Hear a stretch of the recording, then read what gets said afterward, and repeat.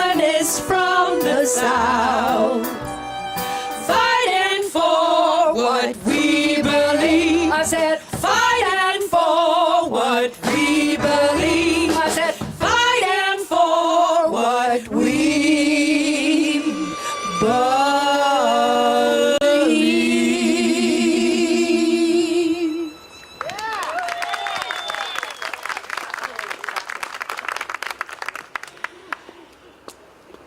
In 1920, in May, there was a historic meeting in the Capitol building in Nashville. It was the Tennessee League of Women Voters' first meeting. And the vice president got up to welcome the next guest. And she said, I have the great pleasure to introduce to you a woman who has become a great friend and ally in the cause of equal women's suffrage. Last year, in Davidson County alone, she registered over 2,500 colored women to vote in the first election. And this is 1920. And won't you please welcome to the podium Frankie J. Pierce. God bless you, Mrs. Pierce.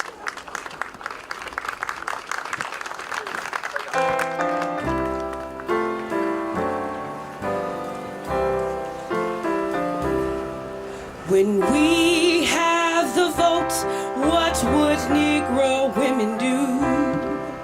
We'll help our community, same as you, standing ready for the ballot and the problems it will heal. And we're only asking for a square deal. Square deal. Square deal. Square deal. Square deal. It is not too much to ask. It's how we feel. Square deal. Square deal. Square deal. We are only asking for a square deal. Square deal. Our men gave their lives on battlefields they lay. Our women kept the home fires, and for our country parade, we bought bonds and gave money, and in our churches kneeled. Now we're only asking for a square deal. Square deal. Square deal. Square deal. Square deal. It is not too much to ask. It's how we feel. Square deal. Square deal. Square deal. We are only asking for a square deal. Square deal. This is the age of women, time to recognize our worth. We don't ask for gifts, just equal pay for equal work. That's right. Lifting as we climb, we're united in our zeal.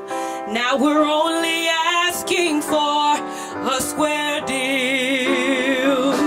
Square deal. Square deal. Square deal. Square deal. It is not too much to ask. It's how we feel. Square deal. Square deal. Square deal. We are only asking for a square deal. Square deal. We are only asking for a square deal. Square deal.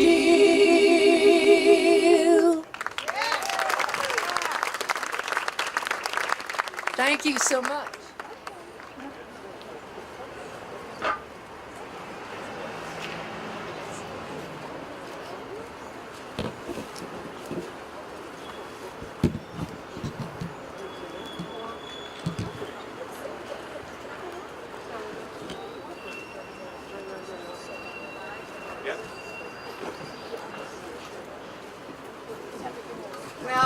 Welcome, ladies and gentlemen. Can we hear this? Okay. I am Mary Kellogg Jocelyn, and it is my honor to be here today. And the good Lord gave us some beautiful sun to share this moment together. I am the executive producer and director of this Women's Suffrage Museum, and it was my honor that I built with my husband the Titanic Museum exhibits. About a year ago, we'd had many financial people after us to purchase our company, and we toyed not to do that. And then this past year, it was identified that my husband had dementia, and I felt that it was time that we sell our operation and I would spend more time with him. But that wasn't the plan. I received a call from Wanda, but I'll take you back to 2019. In 2019, on the Titanic, we had begun to research how many women were a part of the suffrage movement. And we found out and identified 9. And I called Wanda, and I said, in honor of the 100th anniversary of the women's suffrage movement, I would love to pay respect of those who were also involved with this movement on the Titanic. And one of them you all know. Her name was Margaret Tobin Brown, and she's later referred to as the unsinkable Molly Brown. She was a very progressive woman in her days. So I called Wanda. We had many conversations together, and if you know anything about Wanda, it's got to be perfect. So she corrected me all the way through my process. So now, fast forward to this year.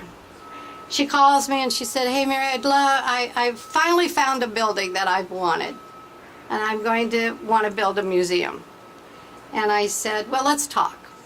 So we sat and talked, and I had the privilege of meeting with the other ladies who had the vision with her. And I came back and I said, if I can put my team together, because as we all know with our teams we have short versions and long versions, and I'm not afraid to walk on eggshells and say, no, that doesn't work, we can do better. And at the time I said to Wanda, I'll do it. So it's my honor that I get the privilege to work with Wanda Soboditsky, who is a fantastic woman. And I'd like to share a few words that I've kind of put together about Wanda. And I will reiterate that today is her day. So this is a dream. Everyone who believed in her vision were part of that team. For 3 decades, Wanda has worked tirelessly and has collected, if you can believe it, over 1,000 suffrage artifacts. So we start with a head start compared to where I was with Titanic when my husband went down to the bottom of the ocean to pick up the artifacts. And I will say that there were so many people that said, you can't build the monuments that you're going to build. That'll never happen. Well, that happened. At the same time, she never lost sight of her dream. And her whole vision was to give a permanent story to all of these women. And it is my honor today to declare this as the Wanda Soboditsky's Day. And I think at this point, we have a tribute from Dolly Parton.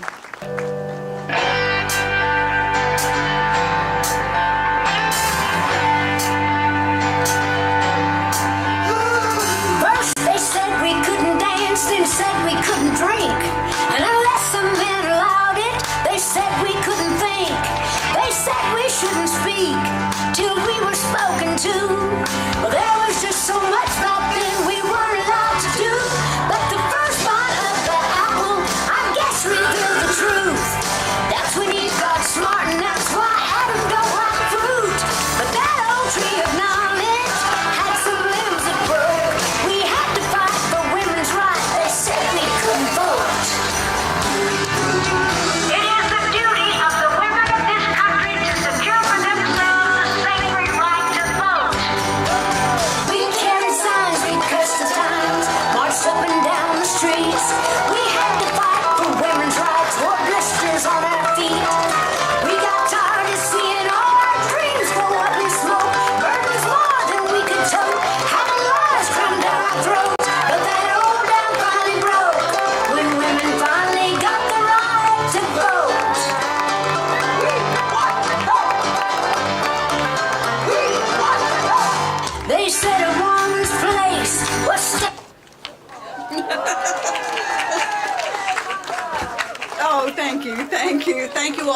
seat if you can. Welcome to all of our friends and supporters. This is an overwhelming day for me, so I'm having a little trouble getting my act together here, but I do want to especially welcome the faithful members of the Suffrage Coalition who have for so many years stuck with us through all the projects, from the very first memorial on Market Square and all the things in between. Will you stand up, please, and let people thank you. Fantastic group of people, dedicated, and many of them taking on chores that they had to learn all new skills to do. It's been a wonderful, wonderful experience. Thank you. And I also want to do a special thanks to all of the donors. I'd ask you to stand, and many of you are, and I know the rest of you would again, all of you who are seated. It's unbelievable what we've accomplished since April of this year. Just unbelievable, and that's because of our special donors. And of course, I want to have special thanks to the entire community for warmly embracing Tennessee's amazing suffrage history. Incredible. And most of all, I thank my husband, John Sobieski, who has put up with all of this for years and years. And all those committee meetings where we overcrowd the dining room and all those events. Thank you, John. I appreciate that. The Suffrage Coalition, as you probably know, has persisted for over 30 years to locate and preserve the history of women's suffrage, especially suffrage in Tennessee. And I have to say that Southern suffragists were really special people. It was not easy to be a suffragist any place in this country. But being a suffragist from the South took some real courage, and it took a lot of courage for the women here. In this time that we have existed, we have designed and installed the Tennessee Women's Suffrage Memorial on Market Square, honoring the leaders of the Southern movement here in Tennessee. We've designed and installed the Byrne Memorial, honoring the famous pair, mother-son pair, who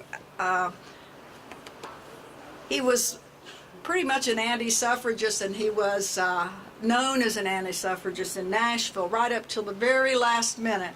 And when it looked like suffrage would lose in Tennessee, he switched his vote at the urging of his mother, and that's why we got 27 million women the right to vote, and that's persisted on. And he lived just down the road here in Nyota, so we claim him for East Tennessee. We have also located and preserved over 1,000 artifacts of the suffrage movement. And lastly, we have secured a place in the statewide curriculum so that the Harry Burns story is taught in 5th grade all across the state now. Now, we don't want these stories to be lost, and so in order to preserve them, these artifacts need a home of their own, and we need a place where those stories are preserved for generations. And today, I am really happy to announce that we have that. We're standing in front of it. Yesterday, just yesterday, we closed on this building. And it is now ours, free and clear, thanks to you. So today, among the many honors that we have, we're honored to have some of the relatives and descendants on both the Burns side of the family. I can, if you would, wave so we can see where you are at least. There we go. And then we have some from the Ensminger side, that's Feb's side of the family. And there's more family in the back there. Yes, good to see you all here. Thank you so much for coming. Rebecca Ensminger here, McCombs, is a descendant of Feb Byrne, the mother that wrote the letter. She lives here in Knoxville with her husband John and their 3 girls and a young boy. She has many accomplishments, but what you want to remember about her is the story she's going to share now. Thank you. Rebecca? Becca?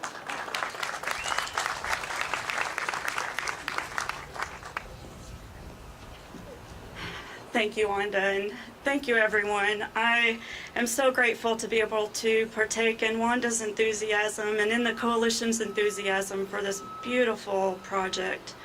I am Rebecca Ensminger McCombs. I live here in Knoxville with my husband, John, but my most favorite role is as mother to our three children, our three daughters, and our one little boy. Most days for me look like school errands and finding snacks and the one lost missing shoe. A while back, and I hope I don't get choked up sharing this,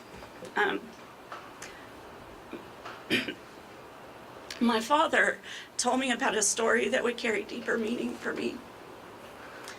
He told me that our family was distantly related to Feb Byrne, cousins. I learned about the letter that she wrote her son, Harry, who was the youngest member of the legislature, quite young, at the time that the 19th Amendment was on the line. I learned about the letter that Feb wrote her son, Harry, where she encouraged him to be a good boy and to vote for suffrage. Harry read his mother's letter and rather at the last minute changed his vote, a moment opening the way for all women to vote. When I first heard this story, I was an adult, already a parent, and I thought that it was a sweet story, but I kind of went on with my day. It wasn't until later that Feb's story meant something deeper to me. I saw myself in Feb, a mom using the influence that she actually had, her relationship with her son, her words, her courage to say what mattered. A friend here in Knoxville heard me talk about this, and she told me about the coalition here, the Women's Suffrage Coalition, and she encouraged me to reach out. And she even encouraged me to visit Feb's monument in Market Square and lay a rose at her feet. That made the story feel close. When I finally reached out to the coalition, I was sitting outside of my son's violin class, and I was nervous. But I reached out, and the women welcomed me immediately. They gave me assignments, they answered questions, they made me feel like I belonged. And that sense of belonging is one of the reasons I'm most excited about this project. As a mom, my first thoughts were turned to my three daughters. I wanted them to know these stories. The brave, plain, everyday choices that added to real change. But then I remembered my little boy, and I thought about Harry. And something occurred to me that I think I will always remember. There is great importance in the stories that we tell, the stories that we choose to pass down, that we honor, and that we choose to remember. There is also great importance in the stories that we choose to hear. Feb had something to say, and Harry heard her. Something that I love about this museum is that it will hold many stories, some famous, some quiet. It will be a place to hear and to learn, a place that tells our sons and daughters, your voice matters, use it well, but also listen. To the women who have welcomed me and allowed me to jump right in, I thank you. To everyone who will visit this museum, I hope that you will take one story home and share with someone that you love. May we keep telling great stories. May we also remember them. Thank you.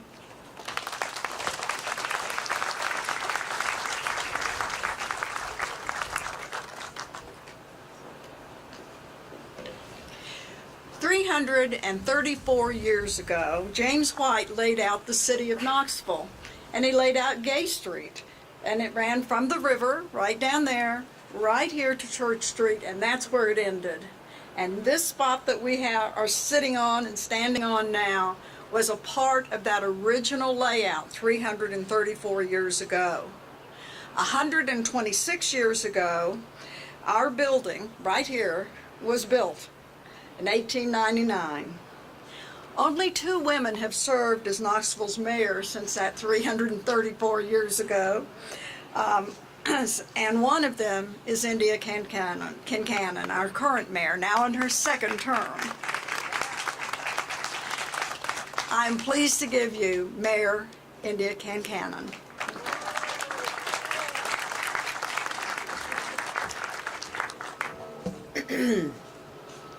Good morning. What a beautiful day in Knoxville. What an amazing thing that we are here to commemorate today. Already before we even hear from some other speakers, I can tell there's two things that resonate with me today. First is the importance of persistence. Persistence is so important, and the Suffrage Coalition is an example of persistence. Incremental things, moving forward with a monument, another monument, marches. I remember when my kids were really little. Now they're both teachers and voters. Both my daughters vote. We marched here to celebrate and honor the history of women's suffrage, and that they should not take that right for granted. And every year, starting in 1878, a member of Congress proposed legislation to give women the right to vote.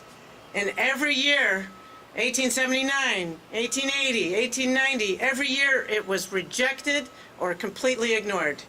Until the 42nd attempt, the 42nd year time that they attempted it in 1919, it was finally approved.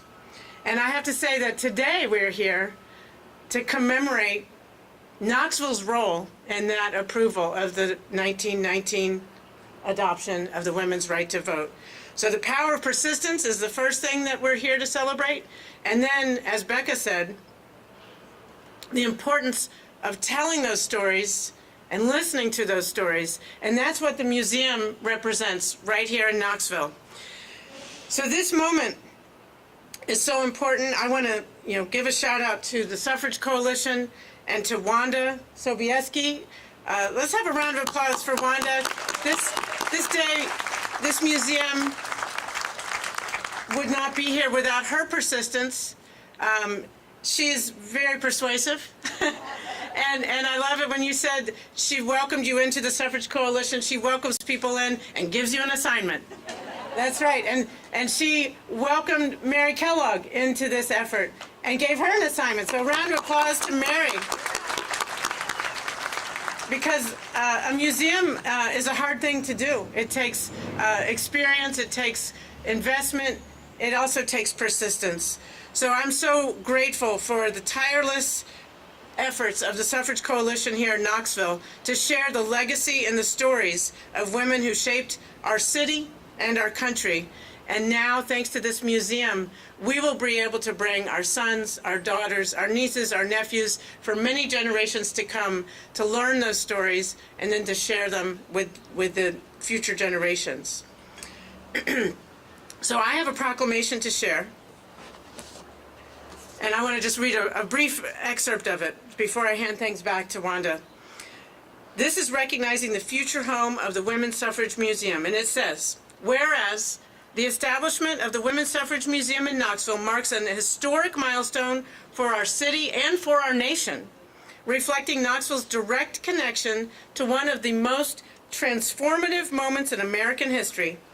And whereas the city of Knoxville takes pride in recognizing the leadership, vision, and collaboration that have brought this dream to life, reaffirming our shared commitment to equality, our shared commitment to civic participation, and our shared commitment to the preservation of women's history for future generations. Now, therefore, I, India Kincannon, Mayor of the City of Knoxville, Tennessee, do hereby proclaim this occasion as a celebration of perseverance, progress, and partnership in creating the future home of the Women's Suffrage Museum, and call upon all residents to join in commemorating this monumental step in preserving our shared history and inspiring future generations towards civic leadership and equality. May we all join in celebrating. Wanda, please take this for us.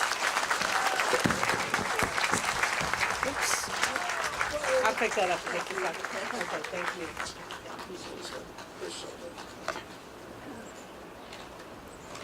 Thank you. Okay, I don't know. I'll put that there. Thank you for your kind words. Woo! And now we'll show some real persistence. No problem. No, Firsthand, one of those days. The one here? Okay. Okay. So, I think what we should do now is, actually, you know, you could talk about the building and what is it going to be. Why don't we just give them a sample of what the concept drawings are? Well, I've been carrying around some little ones to show people. Shall we show people what the building looks like? Yeah, I think Will look like? let's take a look at what this building would look like, okay? Okay. Fellas, Come on, guys.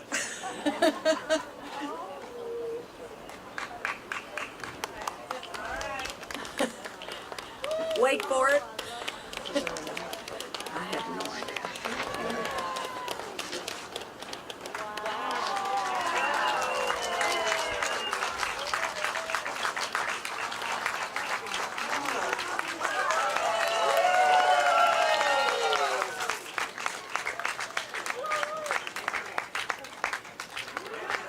so we're going to do the other banner now. We got this building. Isn't that beautiful?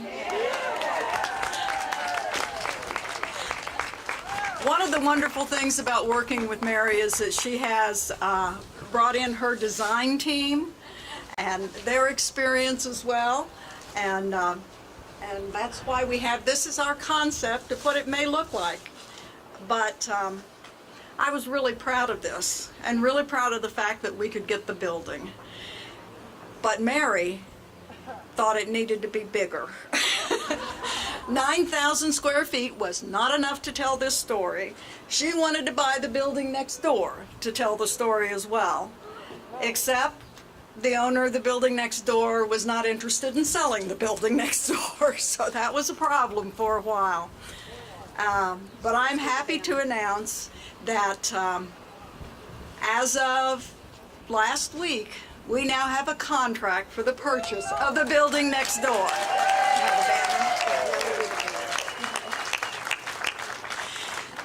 And we have, from the State of Tennessee Museum, the only known replica of the victory banner of the suffragists, which is what we claim today, our own victory.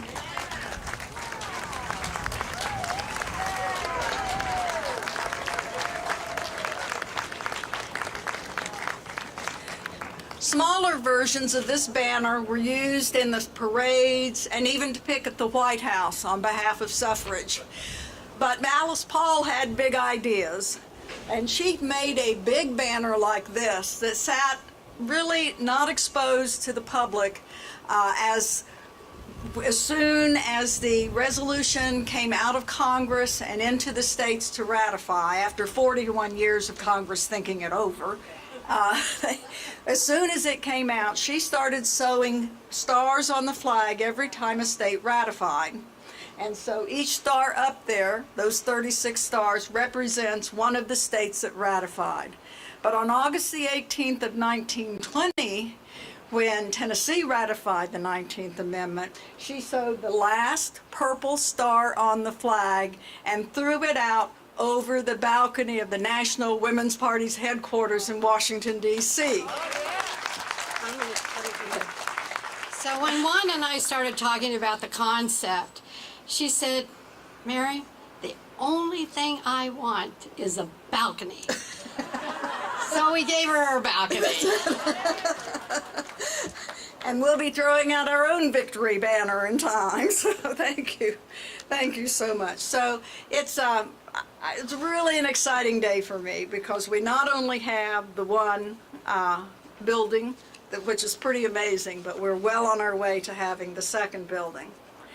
And I just heard that Madeline Rojero, former mayor, has a surprise for us. So let me tell you a little bit about her before she comes up here.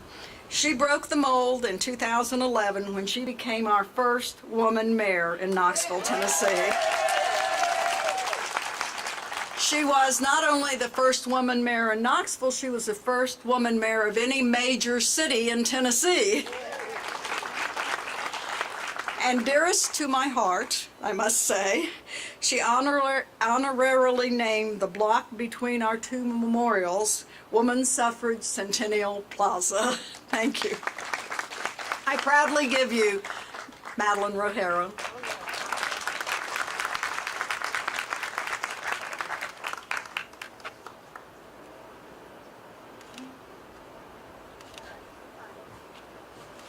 Good morning. Welcome to all the women and, as the suffragists would say, the sensible men who are here today. I call them enlightened myself, but thank you all for being here. So, as Wanda said, we're now going to be able to purchase this building. And that's all because of the person that I'm going to introduce today. I have the pleasure of introducing one of the owners of this building, my friend Tim Hill. Now, Tim is co-founder and president of Hatcher Hill, a real estate development, brokerage, and asset management firm founded in 2004. He and his business partner, Mike Hatcher, develop commercial and mixed-use properties in the greater Knoxville area with a focus on historic preservation, the revitalization of commercial buildings, and business recruitment. So you know some of the examples of his work, the old J.C. Penney building, the former S&W cafeteria, and there's other properties in downtown in the old city, and there's some significant ones under development right now. It's too much to go into. Knox Heritage recognized them for their commitment to historic preservation with the Preservationist of the Year Award in 2023. Tim also believes in giving back. He serves or has served on multiple government, civic, and nonprofit boards. Just a few examples. He is a planning commissioner on the Knoxville-Knox County Planning Commission.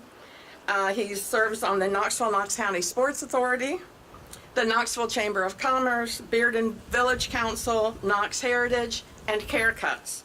And there are many more, too many to mention. So as mayor, I had the honor of appointing him to the Planning Commission.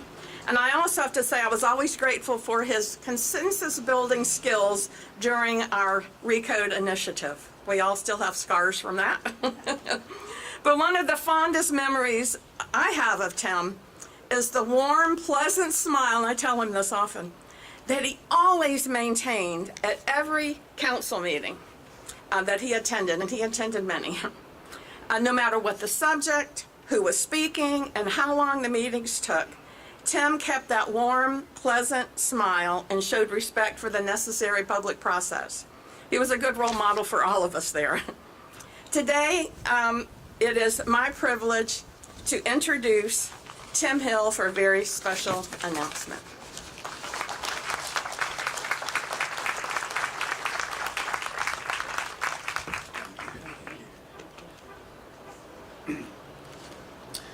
Thank you, everyone. Good morning. My name's Tim Hill, Hatcher Hill Properties, and I also want to recognize some folks that are with me. My daughter, Kendall, Mike's daughter, Megan, and Mary Catherine is with us. So they essentially lead our company at Hatcher Hill. I'm pleased to have them here. As I was listening to this wonderful trio sing, there was one particular song that they were singing. It was called A Plan Up Their Sleeve. And I'm here because of a plan up their sleeve. I got, toward the end of July, I got a call from former Mayor Rogero, and she said, would you have time to meet with me next week? She said, the women's suffrage movement, they have bought or going to buy a building that you used to own, and we thought we might gain some knowledge from you before we purchased the building. So I said, well, sure, I'll be glad to help you. And, you know, they said, you have plans already drawn up in the building. So I said, of course. So she says, I'm going to bring Wanda with me. And I said, okay. So they show up at my office, and Wanda gives me the whole history of the women's suffrage movement, okay?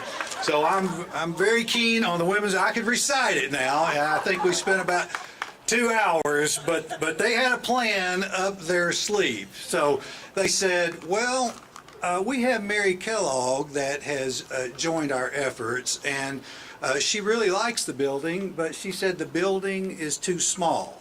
And here's where they dropped the hammer on you, you know, because they came like a hammer disguised as two very gentle, kind women. And they said, "We want to buy your building."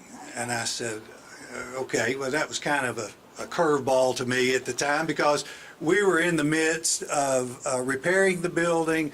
We were drawing the building. We have a mixed use plan going into the building. So I said, I'll think about it, because I didn't want to tell them no right there at the time.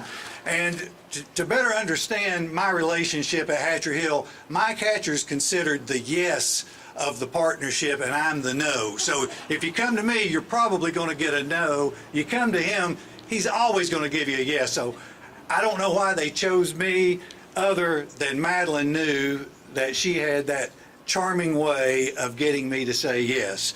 And Wanda's support, that in the event that she didn't accomplish it, Wanda was going to hit me over the head with it. So given that, I called them back and I said, you know, I researched more about their website and all that, and I said, you know, we'll consider selling it. And so I gave them a price, and we agreed on it. And then a few weeks later, Madeline calls me and says, would you consider maybe helping us, a contribution? And I'm thinking, hot dog, you know, I just agreed to sell them the building that we had all the plans to develop, which is what we do. And I said, I don't know. So I thought about it, and long story short, Wanda, you are the woman of the hour, and you all are the most impressive organization I have ever seen. You turn all my no's to yeses, and today I have a check. If somebody will bring out the check, and on behalf of Hatcher Hill Properties, it's our privilege to initiate phase 2 of this fundraising campaign to create the world's largest suffrage museum. And to paraphrase the words of former Mayor Rohero, this museum and its stories are intended to honor our past while investing in our shared future. And so thank you, Wanda and the women's suffrage. I wish you all the success, and we are honored to be a part of it. All right. Let's get it. Okay.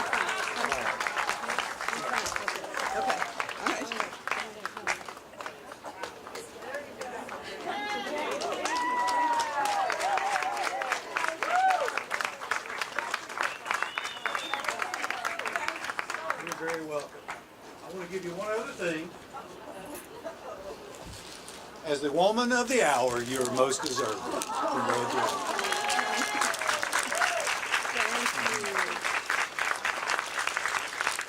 As if that weren't enough.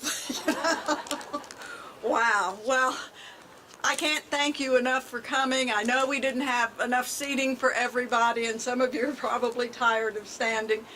What a wonderful, wonderful experience today has been. And so I think it's time